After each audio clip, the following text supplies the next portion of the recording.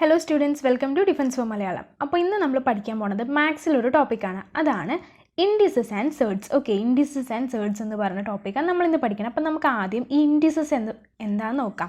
ഈ സംഭവം പേര് നിങ്ങൾ കേട്ടിട്ടില്ലെങ്കിലും കാര്യം എന്തായാലും നിങ്ങൾക്ക് അറിയാം. ഒരു എക്സാമ്പിൾ വെച്ച് പറയാം. എക്സാമ്പിൾ പറയുകയാണെങ്കിൽ ഇപ്പോൾ 2⁴ എന്നൊരു എക്സാമ്പിൾ എടുക്കാം അല്ലേ. ഇതിനർത്ഥം എന്താണ്? 2⁴ എന്ന് പറഞ്ഞാൽ എന്താ? 2നെ നമ്മൾ 4 തവണ മൾട്ടിപ്ലൈ ചെയ്യുന്നു അല്ലേ. 2 × 2 × 2 × 2 ആണ് ഈ 2⁴. അത് നമുക്കറിയാലോ. അപ്പോൾ ഇവിടെ ഈ നമ്പറിനെ, ഈ താഴെ എഴുതിയിരിക്കുന്ന ഈ നമ്പറിനെ പറയുന്ന പേരാണ് ബേസ്. ഇതിന് നമ്മൾ ബേസ് എന്ന് പറയും. ഇനി മുകളിൽ എഴുതിയിരിക്കുന്ന ഈ 4 ആണ്.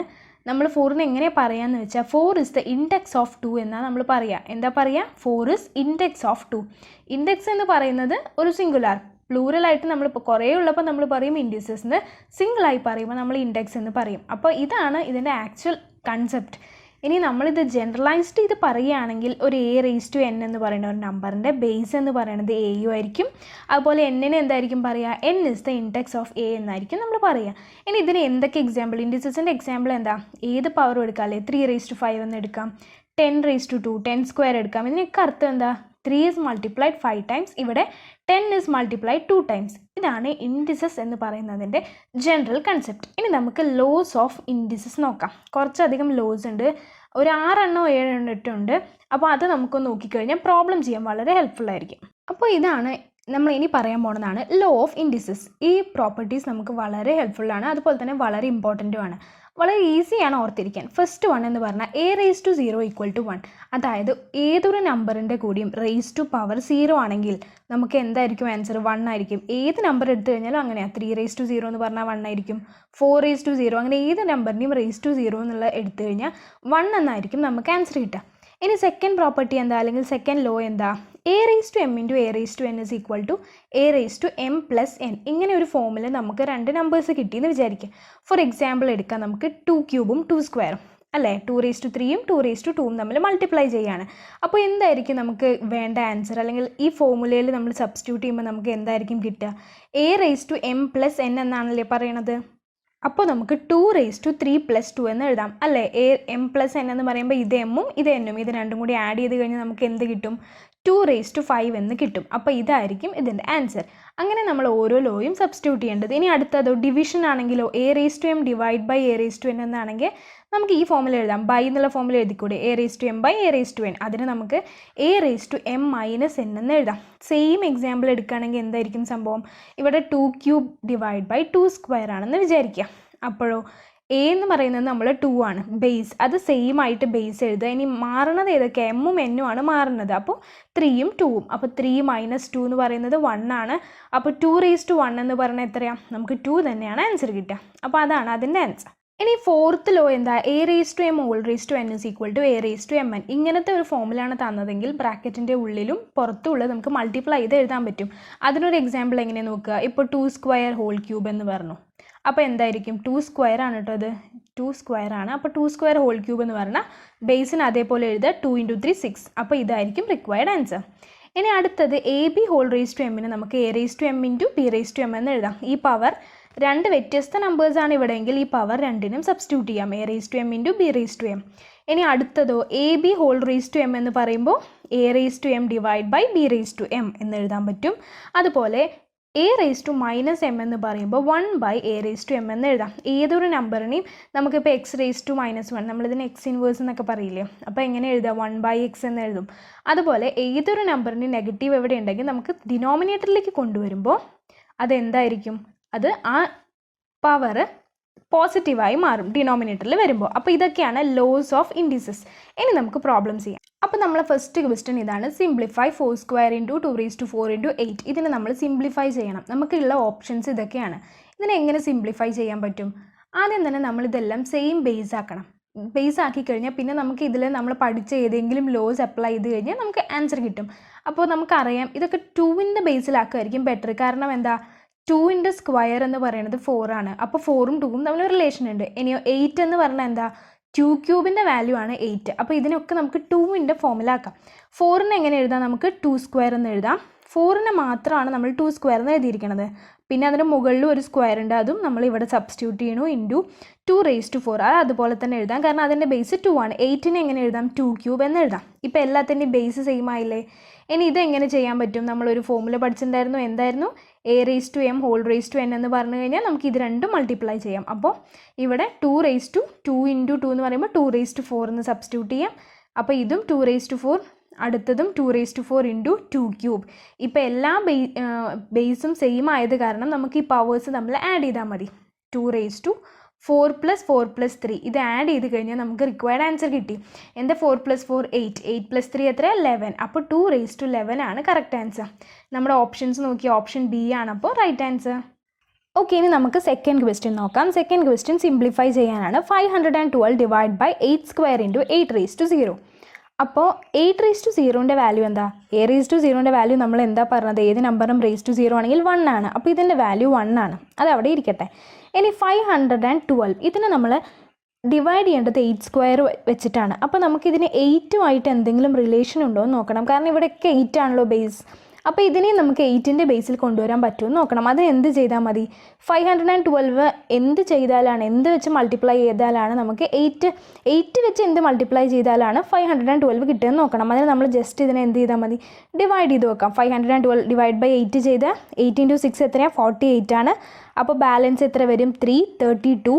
8 × 4 എന്ന് പറയുന്നതാണ് 32. അപ്പോൾ റിമൈൻഡർ 0 വന്നു. അപ്പോൾ 8 × 64ൻ്റെ വാല്യൂ ആണ് 512 അല്ലേ?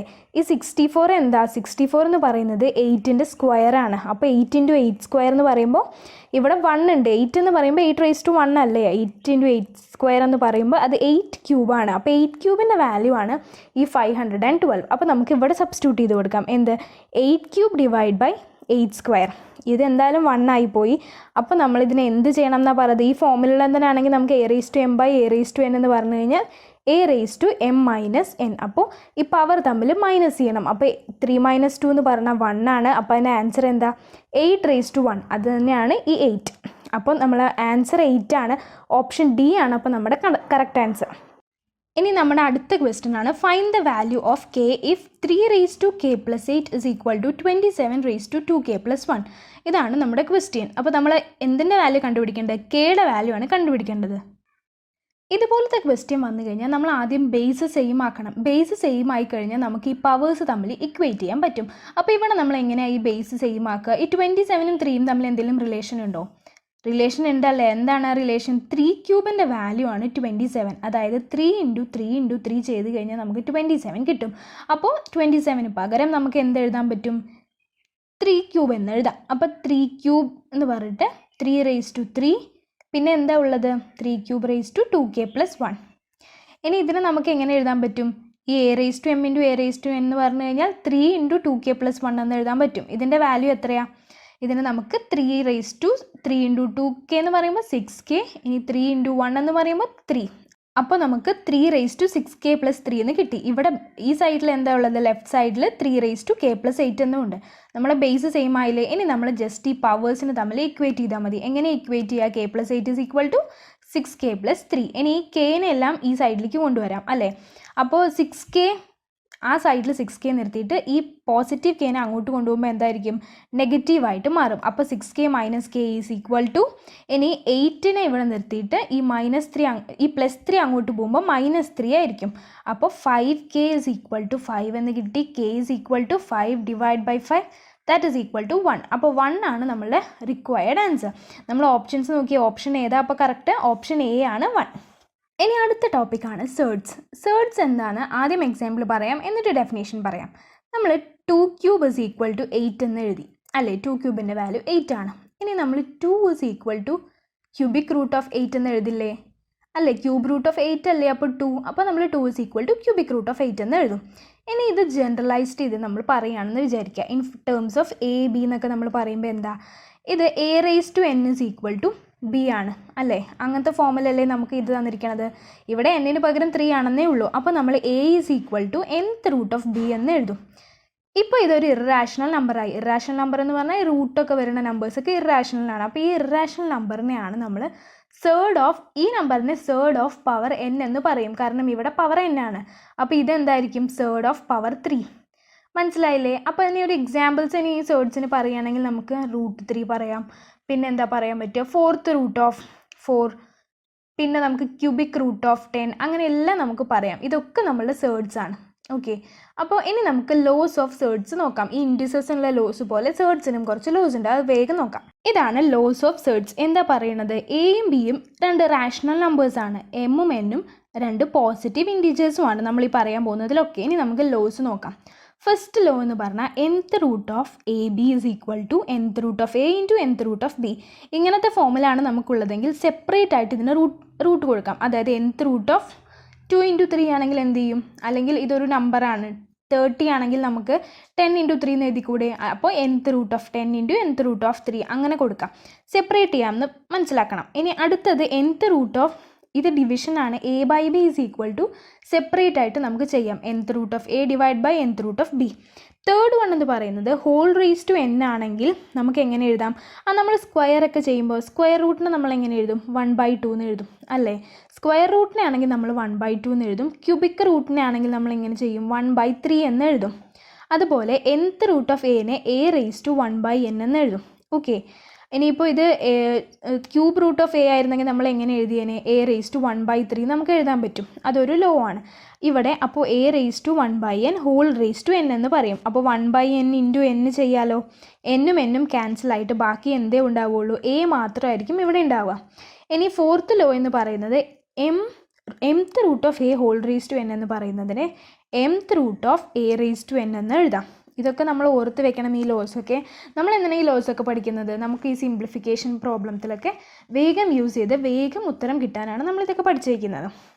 ഇനി mth root of nth root of A എന്ന് പറയുന്നത് mnth റൂട്ട് ഓഫ് എ ആണ്. ഇങ്ങനെ 2 റൂട്ട്സ് ഉണ്ടെങ്കിൽ നമുക്ക് ഈ പവേഴ്സൊക്കെ നമുക്ക് എന്ത് ചെയ്യാം? ഈ റൂട്ടിലുള്ള ഈ സാധനങ്ങളെല്ലാം മൾട്ടിപ്ലൈ ചെയ്തിട്ട് ഒറ്റ റൂട്ട് എടുത്താൽ മതി, റൂട്ട് എന്ന് എഴുതാം. ഇനി root of A into root of A into root of etcetera up to n times ഇങ്ങനെ റിപ്പീറ്റ് ചെയ്ത് പോവുകയാണെങ്കിൽ നമുക്കുള്ള ഫോമുലയാണ്. ഇത് വളരെ വളരെ ഇമ്പോർട്ടൻ്റ് ആണ്. എ റേസ് ടു, നമ്മുടെ ബേസ് എ അല്ലേ, അപ്പോൾ അതാണ് A raise to 2 raise to n minus 1 divide by 2 raise to n. എന്താണ് ഫോമുല? A raise to 2 raise to n minus 1 divide by 2 raise to n. ഈ ഫോമുല യൂസ് ചെയ്ത് നമുക്ക് ഇതിൻ്റെ വാല്യൂ കണ്ടുപിടിക്കാം. ഇനി നമുക്ക് ഈ ഒരു ലോസ് വെച്ച് ചെയ്യാൻ പറ്റുന്ന കുറച്ച് പ്രോബ്ലംസ് ചെയ്യാം. ഓക്കെ, അപ്പോൾ നമുക്ക് സേർട്സിൻ്റെ ടോപ്പിക്കിൽ ഫസ്റ്റ് ക്വസ്റ്റ്യൻ ആണ്, find the value of root of 625 minus root of 256. ഇതെങ്ങനെ ചെയ്യും നമ്മൾ? റൂട്ട് ഓഫ് 625 എന്താണ്? അത് 25ൻ്റെ സ്ക്വയർ ആണ്. അപ്പോൾ റൂട്ട് ഓഫ് 25 ഇൻറ്റു 25 എന്ന് എഴുതിക്കൂടെ? മൈനസ് റൂട്ട് ഓഫ്, ഇനി അടുത്തത് ഈ റൂട്ട് 256 എന്ന് പറയുന്നത് 256 എന്ന് പറയുന്നത് എന്താ? 16ൻ്റെ സ്ക്വയർ ആണ്. അപ്പോൾ 16 ഇൻറ്റു 16 എന്ന് നമുക്ക് എഴുതാം.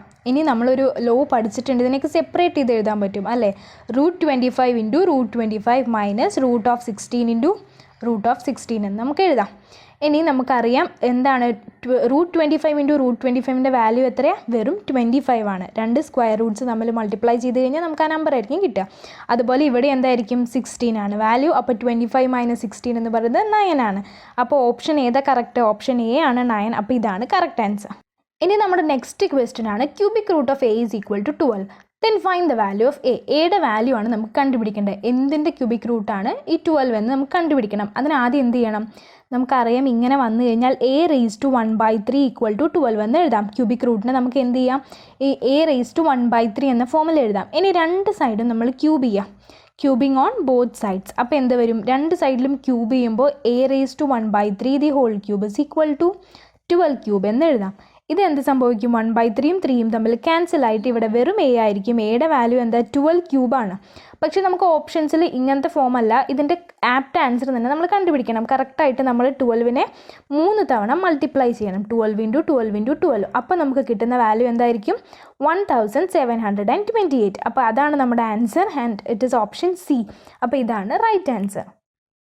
ഇനി നമ്മുടെ ഈ സെക്ഷനിലെ ലാസ്റ്റ് ക്വസ്റ്റ്യൻ ആണ് സേർട്സിലെ, അതായത് find the value of root of 2 into root of 2 into root of 2 into root of 2 into root of 2.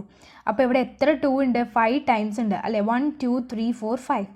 എന്നിൻ്റെ വാല്യൂ ആണ് 5. നമുക്ക് ഈ ഒരു ഫോമുല നമ്മൾ ലോസിൽ കറക്റ്റായിട്ട് പഠിച്ചിരുന്നു. എന്തായിരുന്നു നമ്മളുടെ ആ law? 2 raise to n minus 1 divide by 2 raise to n. ഈ ഫോമായിരുന്നു നമ്മളുടെ നമുക്കിവിടെ അപ്ലൈ ചെയ്യേണ്ടത്. അവിടെ അപ്പോൾ ഇവിടെ എക്ക് പകരം 2 ആണ് നമുക്ക് ബേസ് ആയിട്ടുള്ളത്. അതുപോലെ തന്നെ ഇത് നമ്മുടെ ഫോർമുല a⁴(2n−1/2n). ഇവിടെ n-ൻ്റെ വാല്യൂ എത്ര തവണ 5 റിപ്പീറ്റ് ചെയ്യുന്നത്? 5 ടൈംസ് ആണ്. അപ്പോൾ n-ൻ്റെ വാല്യൂ 5 ആണ്. ഇനി നമ്മൾ ഡയറക്റ്റ് സബ്സ്റ്റിറ്റ്യൂട്ട് ചെയ്താൽ മതി. 2⁵ (2⁵)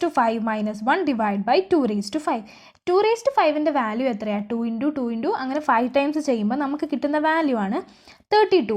അപ്പോൾ ഈ ഒരു പവർ മാത്രം സെപ്പറേറ്റ് ചെയ്ത് നോക്കൂ. 32 - 1/32 എന്ന് പറയുമ്പോൾ 31/32. ഈ ഒരു ഫോമിൽ നമുക്ക് ആൻസർ ഉണ്ടോ? ഉണ്ട്. Option A 2⁵31/32. അപ്പോൾ ഇതാണ് നമ്മളുടെ റൈറ്റ് ആൻസർ. അപ്പോൾ നിങ്ങൾക്ക് ഈ വീഡിയോ ഹെൽപ്ഫുൾ ആയെന്ന് ഞാൻ വിചാരിക്കുന്നു. നമ്മൾ ഇൻഡിസസ് ആൻഡ് സേർട്സ് ആണ് പഠിച്ചത്. ഇനി മാത്സിലെ മറ്റൊരു ടോപ്പിക്കുമായിട്ട് നമ്മൾ നെക്സ്റ്റ് വീഡിയോ വരും. അപ്പോൾ എല്ലാവരും സപ്പോർട്ട് ചെയ്യണം. നിങ്ങൾക്ക് ഇഷ്ടമായെങ്കിൽ ലൈക്ക് ചെയ്യണം, അതുപോലെ തന്നെ ഷെയർ ചെയ്യണം. സബ്സ്ക്രൈബ് ചെയ്യാത്തവർ നമ്മുടെ ചാനൽ സബ്സ്ക്രൈബും കൂടി ചെയ്യണം. So thanks for watching.